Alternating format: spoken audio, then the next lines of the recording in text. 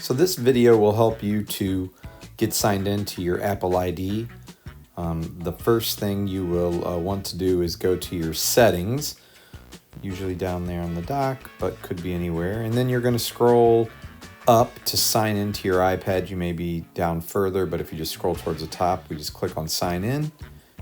And now we're going to type in our Utica email, first name dot last name at uticak12.org.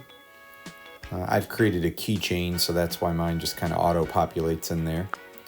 But then we'll click on continue. It'll take us to our association for Utica Community School.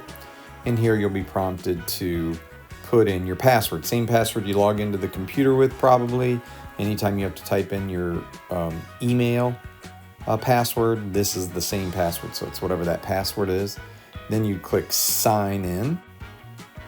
Once you get that done, you'll be prompted to stay signed in or not. I just usually click on don't show this again and yes. And then you should hopefully get something. I have my iPad updated to the most recent iOS. That's why mine looks this way. I also have signed in before, so you probably haven't signed in before. If you have, I just always choose merge just to keep my things together. You probably always would rather have what you don't need compared to not having what you do need. So merging, it's always kind of the way I go. And then once all of this gets done, you should just go back to the settings page inside the settings. And you can just close out of that, hitting the home button. And then I would try going to my classroom app to see if my classes are there. By tapping on that, it should take you right into Classroom. And as we'll see here in a second, I don't have any classes. Yours would be populated with like your Power School classes. So, a kindergarten or a first grade, maybe one for speaking and listening, maybe even the specialists would be in there.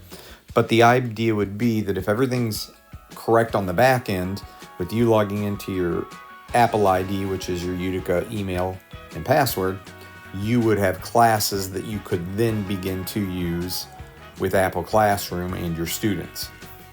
On a side note, you would have to log into each device like you logged into this one for your students with their individual names and passwords.